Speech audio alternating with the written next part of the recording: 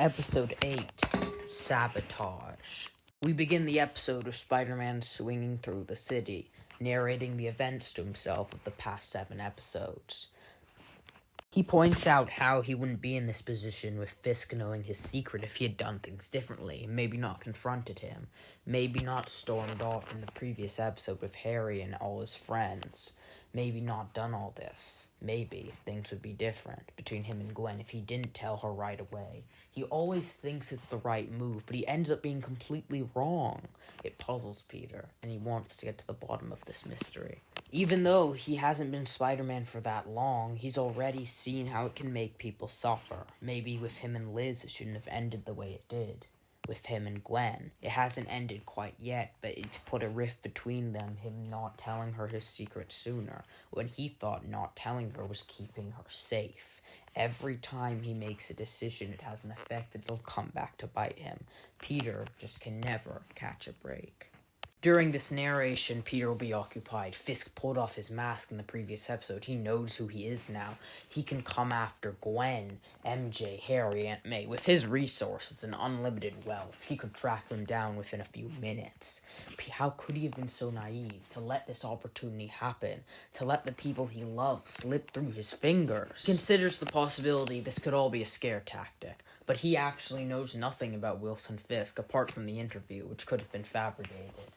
Fisk might go to those lengths. He desperately wants to cling on to his reputation as the kingpin of crime and take over New York. If he's going to do it, and he wants to break Spider-Man, he would go through with it. However, as Peter is swinging, he'll notice a crime going down on the corner of his eye. He swings to the scene to see a bunch of people all wearing black masks.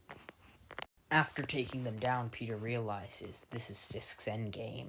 He's planning to bring New York under his teeth by letting all the crime loose now, so no other crime boss has a chance to pick up their cuts.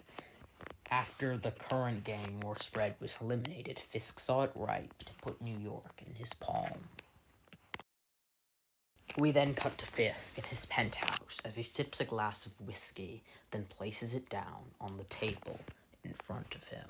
Right then, the Green Goblin comes flying in, asking his benefactor how he may be of service to their plans. Fisk says nothing, looking at the windows. The Goblin smirks, saying that he'll be waiting as he flies off, leaving Fisk to stare at the helm of New York City. Fisk thinks back to Spider-Man, how he has respect for him now, after realizing he was just the Parker kid. At first, he wanted to destroy him and everything he stood for, but can he still do that, knowing that he's just a kid behind that mask?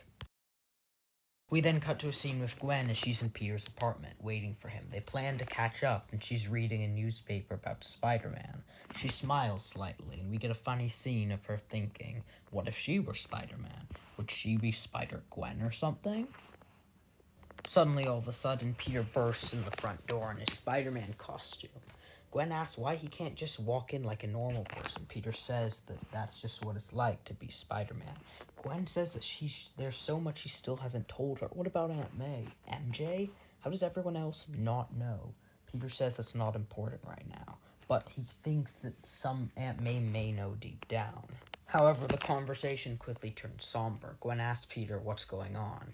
Peter looks at her and tells her he knows. Gwen asks who knows. Peter says Wilson Fisk. He knows he's Spider-Man. Gwen isn't sure what to say. Peter says he confronted him. He needed to know for sure, and he did. Fisk knows because he took his mask off. He was careless, and now it's going to get them killed. Peter struggles to hold back tears as every mistake he feared is finally coming into play.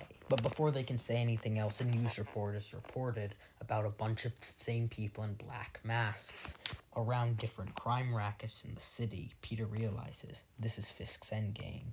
Gwen asks if this is him. Trying to enact this scheme with Spider-Man out of the picture, he can take control of the underworld. Gwen says that she thought he'd come after her or something. Peter says, sure, it seems that way. He doesn't know what to do. It all makes sense now. Fisk now has everything he needs with Spider-Man out of the picture. Gwen says that she can't quit, but Peter isn't sure. If he's Spider-Man again, if he puts on that mask, he runs the risk of getting everyone he loves in grave danger. Gwen then holds Peter close, saying not to quit. He's Spider-Man, and no one can take that away from him.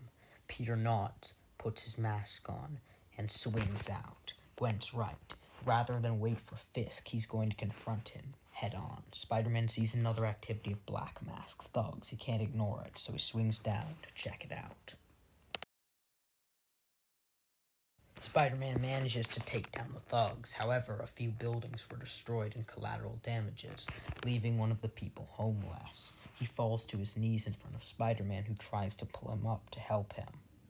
The man cries, saying that he's lost everything. His wife and kids were in there and they're gone. Spider-Man says it'll be okay. There's a place where he can stay. As he swings into the feast center, hoping that's where Aunt May will probably be working. Spider-Man tells May this is a man who needs a place to stay and asks if there's any room for him. May says there isn't really, but she'll try her best to get somewhere for him to be. However, as Spider-Man hands over the man to Aunt May, he grins evilly. Peter is confused as his spider sense goes off before tossing a pumpkin bomb and ripping off his mask, revealing himself to be the Green Goblin. Spider-Man avoids the pumpkin bomb before people in Feast start screaming, heading for a way to get out. Spider-Man tries to help, but they can't. All the doors seem to be locked. The lights then turn back off and on as the Green Goblin laughs even harder. They're all trapped in here. They're all going to die. Peter has this feeling this could be the end. This is it. But then something catches his attention. One of the people in Feast hiding is Donald Mencken.